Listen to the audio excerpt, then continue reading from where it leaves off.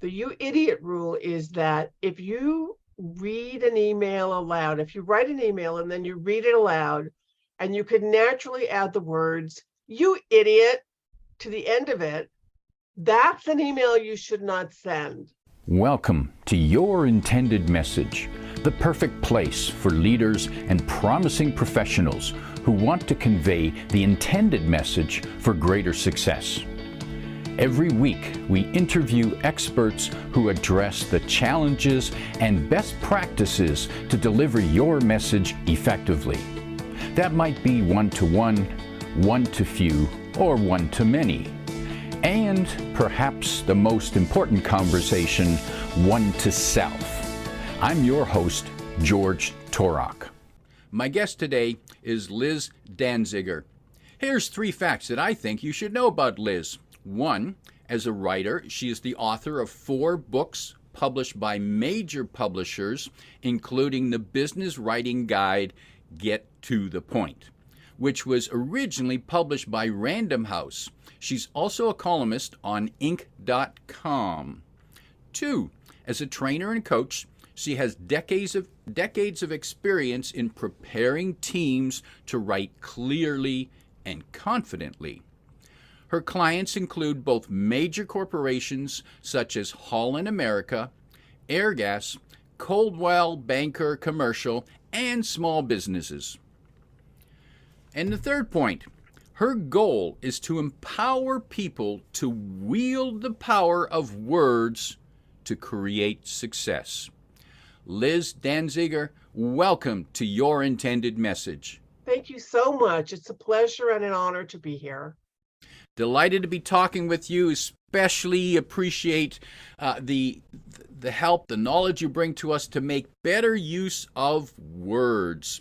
Liz, are there, and we use words differently in speaking versus writing, and your focus is mainly writing, is that true? Yes, that's true. And the interesting thing about writing, and it was a senior executive years ago told me, you can say what you want, but when you put it in writing, it's there forever. So true. All discoverable by lots of high-priced attorneys. Which could be a problem for some people, no question.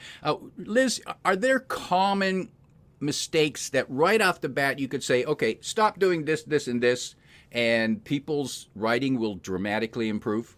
Yes. One thing is that they could know their purpose before they start and know their point before they start. My view is that most writing problems happen before a person starts to write. They happen in the thinking phase when people don't think about their purpose. And that's why I'm so pleased to be on this podcast, Your Intended Message, because that's exactly what the Work Talk trainings are about, is having people be clear on their intentions and then target their readers. And so the first thing is to know your purpose and your point. The second thing would be to think about your reader. It astonishes me sometimes how people will just sit down and they're just tappity, tappity, tap, but they're writing away. And then if I stop them in coaching or in training and I ask them, so what do you think your reader's interested in? And they're like, oh, that's an interesting question. So they need to think about the reader and they need to use clear language. And the last thing I will say is people have to reread before they send. It's a common error that people just tappity tap and send without proofreading, and they live to bear the consequences. And Liz, read before you send to find the typos or to understand the tone? That's an outstanding question. And the answer is, of course, you have to do both. You have to make sure that you haven't disclosed anything you shouldn't disclose. You have to use your judgment and make sure that what you're saying is appropriate to be put in an email, which will last forever until the fall of Western civilization. It will be around forever. And check your tone. And I just wrote a column for Inc.com about writing toxic emails, and I talk about the you idiot rule. The you idiot rule is that if you read an email aloud, if you write an email and then you read it aloud, and you could naturally add the words, "you idiot," to the end of it, that's an email you should not send. So you really have to check the tone. And of course, grammar, people think, oh, grammar, darn, it's so boring. The truth is, grammar is the structure of the language. And when people make grammar mistakes, they lose credibility. And that is a terrible loss.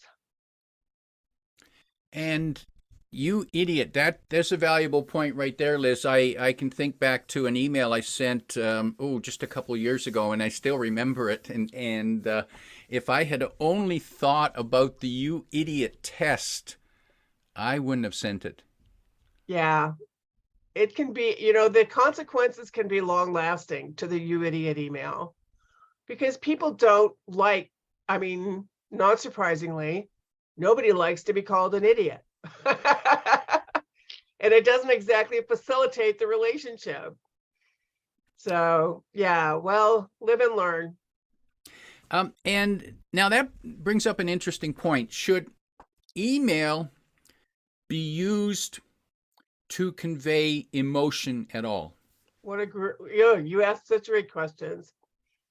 I think generally not, because in our Work Talk email training, we talk about, I have a training called Principles of Effective Email. And the first principle is to make sure that email is the right medium for the message.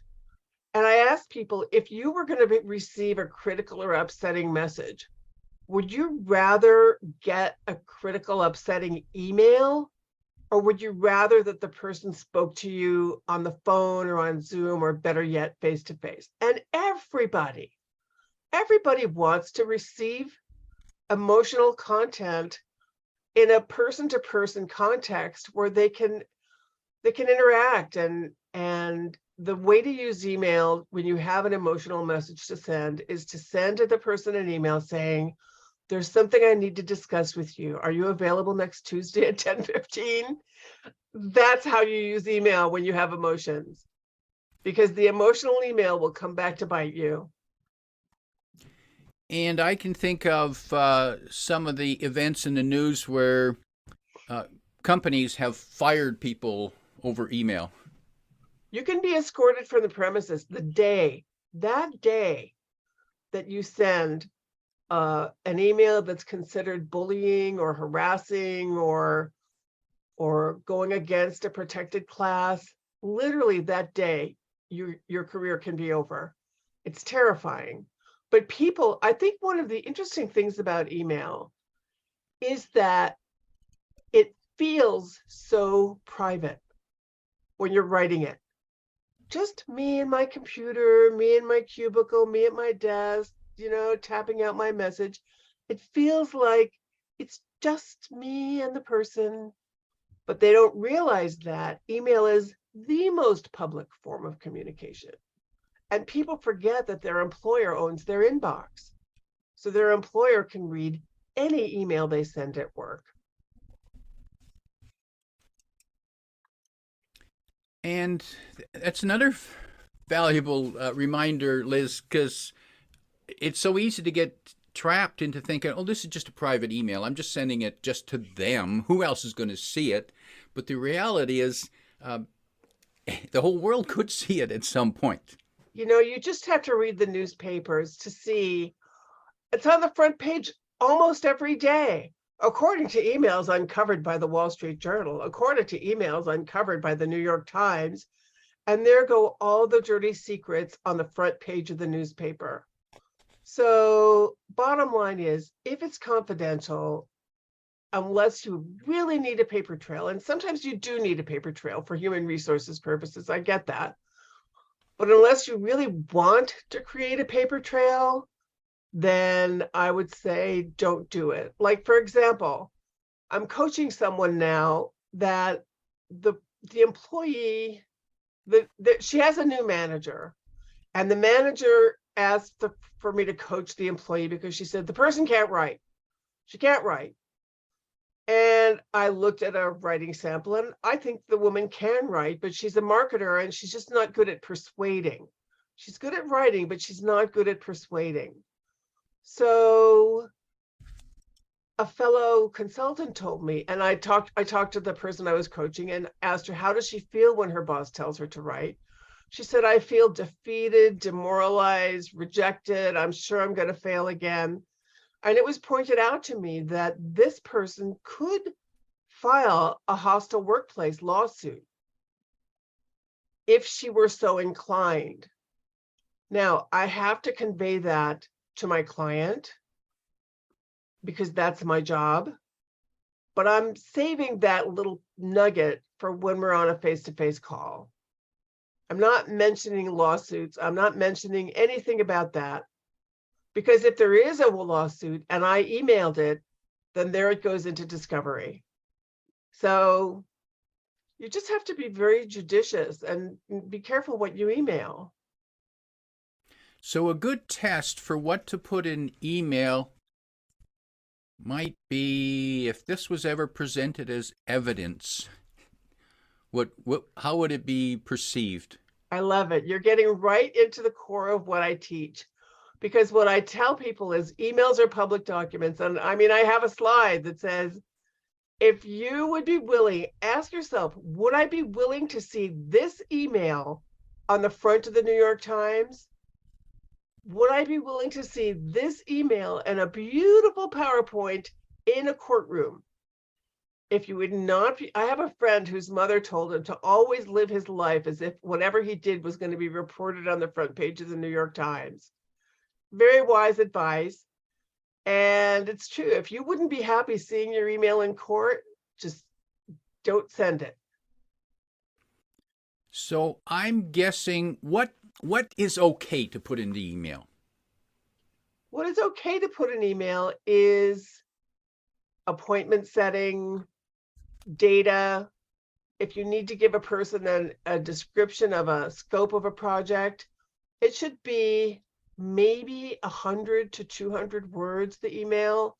And if the description is longer than that, it should be an attached document or a hyperlink, because nobody reads long emails. So if you have more than basically one screen's worth of bullet points to put in, or you need to have a lot of detail to explain the bullet points, don't put the whole explanation, don't put the whole 9 yards into the email, because nobody will read it. You can do it, but the question is, and this is what we talk about in our trainings, is that every communication has 3 elements. There's the sender, the message, and the receiver. I'm sure you've spoken about that in many podcasts. So the sender, that's you, the writer. The message is your email or whatever you're writing. And then there's that darn receiver, that pesky receiver, the reader. But it's like an electrical circuit. If the reader doesn't get it, you might as well be home watching Netflix. And that's why we need to think about the reader and the reader. And I've spoken to people all over the United States, and except for the accountants, I train a lot of accountants. The accountants read to the end of every email. God bless them. But everybody else, they see a long email and they are out of there. So put it into an attachment, and just very, very basic. Do you have the handouts ready? Will you be there at 6 o'clock? We need to fix the following chandeliers in ballroom A. Very straightforward. And sometimes you can do some short persuasive emails. I just want to backtrack a little and talk about when your topic, your theme, which is your intended message, which I just love. And there are basically 3 main purposes that business documents have. And those are to inform, to request, and to persuade. If you look at every email you ever wrote, you will see that in all likelihood, it falls into one of those categories. You're telling, you're asking, or you're selling. And we need to know which of those we're doing in order to effectively convey our message. And Liz, is it okay to mix those three purposes in the same email? Here's the thing. Every email contains information, but that does not mean that the purpose of the email is to inform. That's the thing that people get stuck on. And they sit and they write and they write and they write and they're telling and informing. And I ask people, imagine, and I'll ask you, imagine that you sit down at your desk one morning and you have 100% of your attention on your email. That would be amazing. But let's just imagine you got 100% on your email. You open up that first email and you immediately realize that it's an FYI. What percent does your attention drop? Significantly, if not totally. Isn't that amazing? And I've asked people, I have asked hundreds and hundreds of people that question. They're like, some people are saying 50%, but most people say like 100%, 90%. People aren't interested. And so what's the point? What's the point?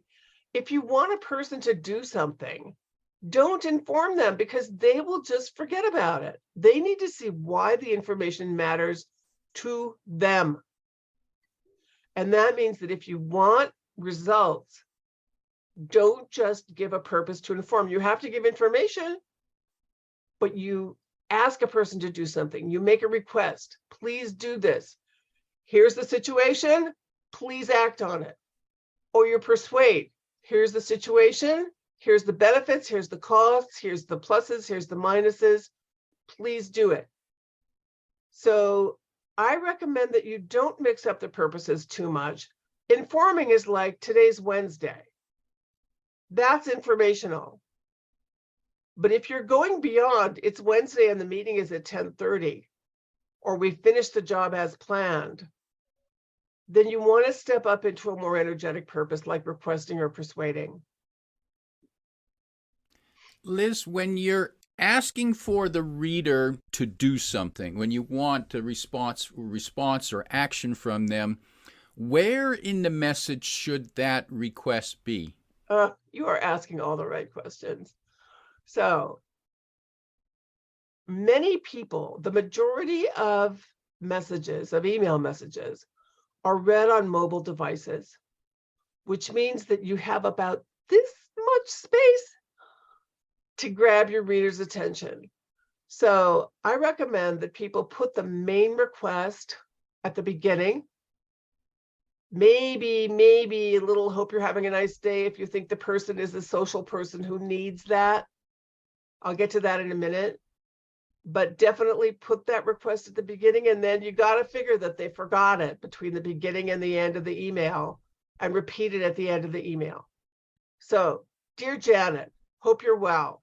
Could you please send me the report on our safety equipment by 5 o'clock today? ? So that is your first paragraph. Then comes the detail. If I don't get it by 5 o'clock, I won't be able to review it before the executive briefing. And then the closing is, thank you for sending me that report on the safety equipment by 5 o'clock. So the beginning and the end are the most powerful places in any communication. So you want to use the beginning and the end to highlight your request. You teased us. Tell us about the social greetings. All right, good. So there are two kinds of people in the world.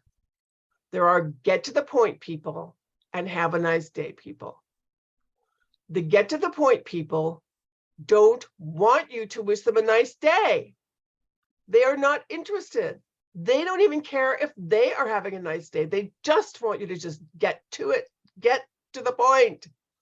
And they want you to say, dear Bob, can you get me that report by 5 p.m. today? But I have spoken to people, and this is a little more prevalent in the South, but it is a character trait that many people are have a nice day people. And if you don't wish them a nice day, it will actually reduce their openness to your message.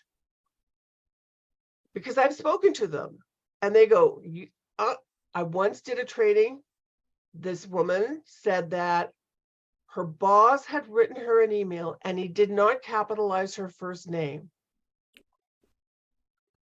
And this snagged her attention, and it reduced her openness and it reduced her comprehension of his email. She was so distracted. Does he not respect me? Does he this? Does he that? Da, da, da, da, da, da. People just go on in their heads over what another person might consider to be a small thing is to the different person a big thing.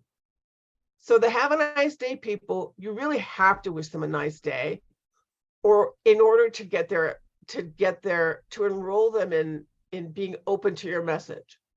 So you have to match, like if the other person is sending you emails that are basically get to the point emails, then don't write back to them and wish them a nice day. Usually executives, business owners, very busy people tend to be get to the point people. Even if they were have a nice day people when they were younger, you get to a higher level and you become a get to the point person because you just don't have time. So if you're writing to a top person, unless you know that they are a have a nice day person, assume that they're a get to the point person and just shoot off your request, shoot off your main point within the first 40 words. In the first 40 words, you can still say have a nice day and get your point in there, but get it right off the bat. So that's what I was talking about, is the get to the point people and the have a nice day people.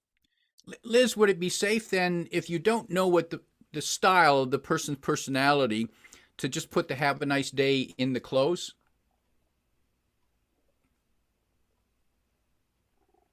That's a very good question. And I think you would need to put it in the beginning and at the end, because again, I've spoken to these people. I'm obviously a get to the point person, or I wouldn't refer to them as these people. It's okay. This isn't in writing. Excuse me. I've spoken to people who take this seriously. And if you want their brains and minds and hearts to be open to the content of your email, you have to disarm them by greeting them politely at the beginning. And then you can always, I mean, with everyone, you can say, thanks for your help, thanks. And there is, by the way, measurably a greater response to emails that contain thanks.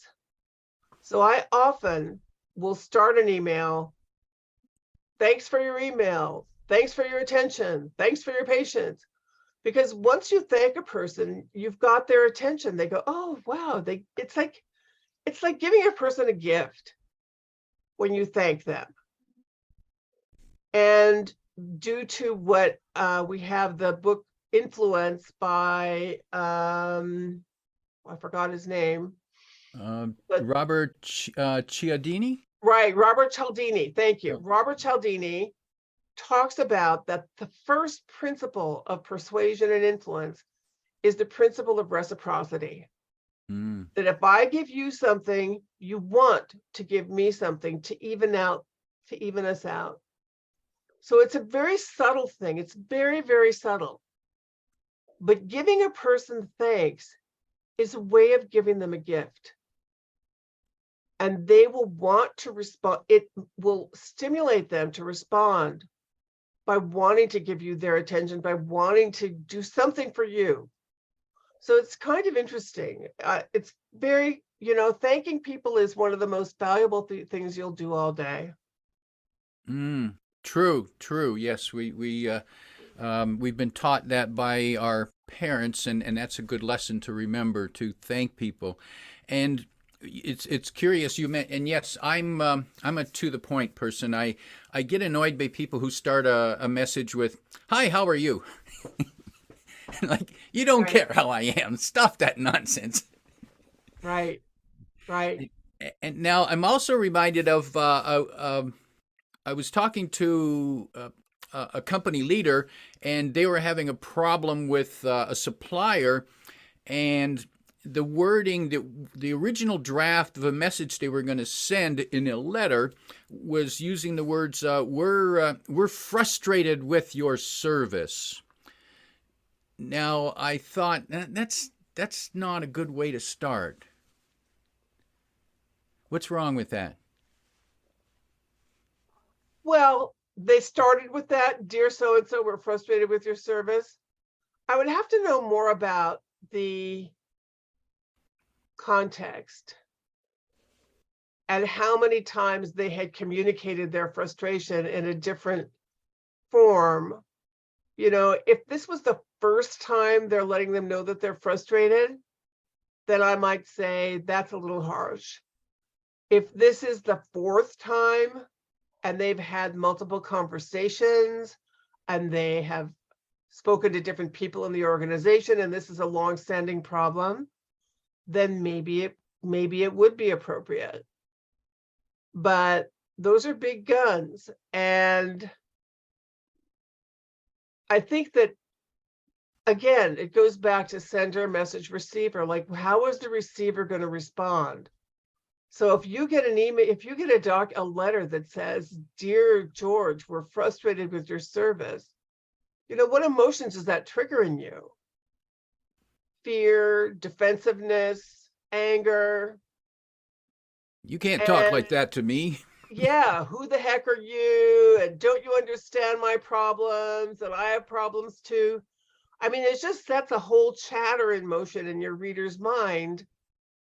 And that's why I just keep coming back to your intended message. Because, like, letting a person know that you're frustrated with them is writing to inform. You're informing them that you're frustrated. But it doesn't really go anywhere. It doesn't go anywhere just to tell a person you're frustrated. What you want is a solution. And that's why I tell people, in every message that you send should move the process forward. Everything should move it forward. And just saying, dear Joe, we're frustrated with your service. I mean, I don't know. I didn't read the rest of the letter, but I mean, it doesn't matter that they're frustrated. It's irrelevant that they're frustrated. You know, I would rather see, dear Bob, your service has been unreliable, and we request that you fix it within 10 days, or we'll be forced to seek another vendor. That's what I would do. We're frustrated. Who cares? It's just going to upset the person. And what I'm hearing, Liz, is stick to the facts, not emotions. If you're writing a business email, you can do some positive emotion. You know, I'm delighted to hear from you. It would be a pleasure to work with you. It was a pleasure to talk to you. But I do warn people against multiple exclamation marks.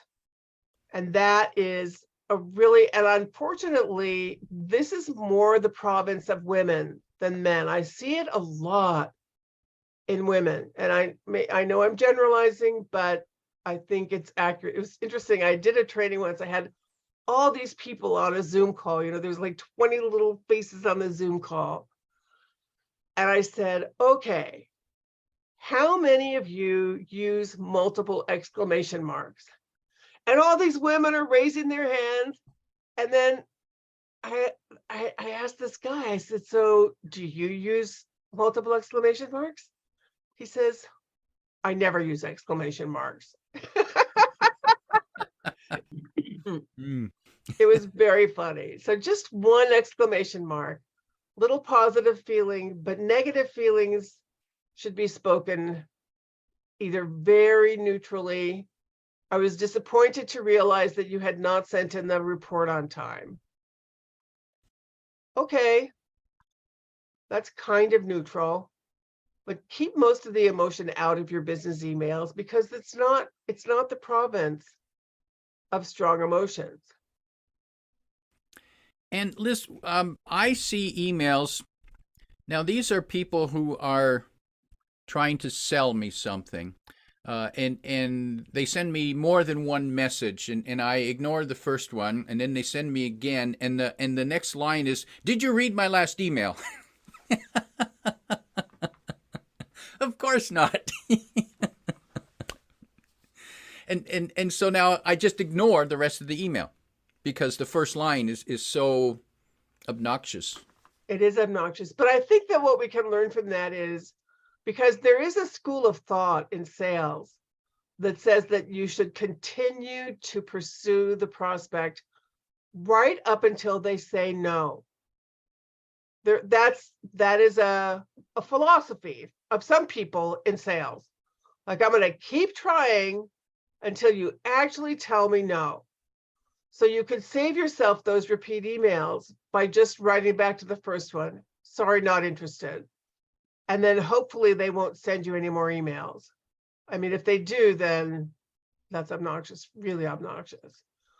But just going beyond email, I think that in all our writing, we need to think about our purpose, our reader, and our main point. And I teach a tool, which is a life-changing tool, called the 3 Ps. The 3 Ps are purpose, person, and point.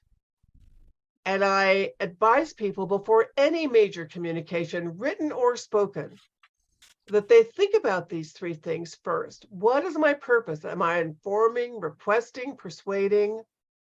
What person will enable me to achieve my purpose?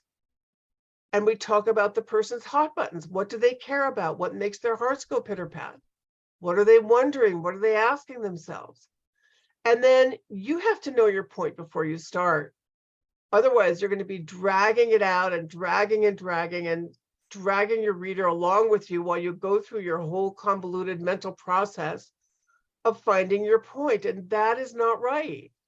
It's the writer's job to know the point before they start. So purpose, person, and point goes beyond email to really anything that a person writes.